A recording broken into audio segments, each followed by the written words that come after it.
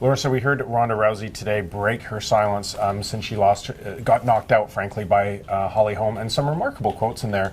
There were a lot of people who had the knives out for Ronday Rousey after she lost, but I think she reminded us in her comments today why she's so popular. Yeah, I mean, it was sort of shocking to see her sort of come out with that. I mean, it's been a while, but I mean, sure, it would have been nice to get those responses a little earlier, but I mean, she is only human. I think a lot of people did attack her after. But yeah, I mean, like, she's the same old Ronda. Yeah, she talks about how she is who she is, and that's the feminist side of her, that she's not going to apologize for being brash or bold in her quotes, and that people don't like her for that. But it's also what's making her suffer. She talks so often about being embarrassed. She talks about if she has to have the rematch, but if she loses, that will be it for her. Where do you think her psyche is? You watched the fight, you've read her book. Where do you really think her psyche is? She still seems incredibly wounded by this.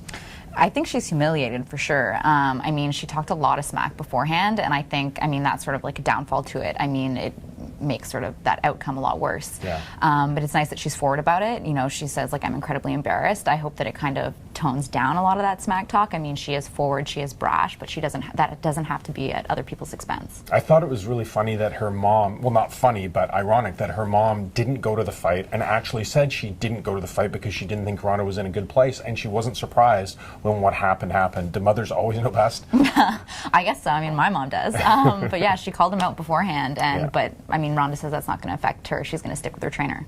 The funny thing about the phenomenon of Ronday Rousey to me is, you know, she just took over pop culture because she had this just unbeatable, biggest dominant athlete in the world, ESPN or Sports Illustrated called her. With that being shattered, she said she's actually grieving the loss of that person, which I thought was incredibly poignant. Do you think she can regain the title and go back to what she was?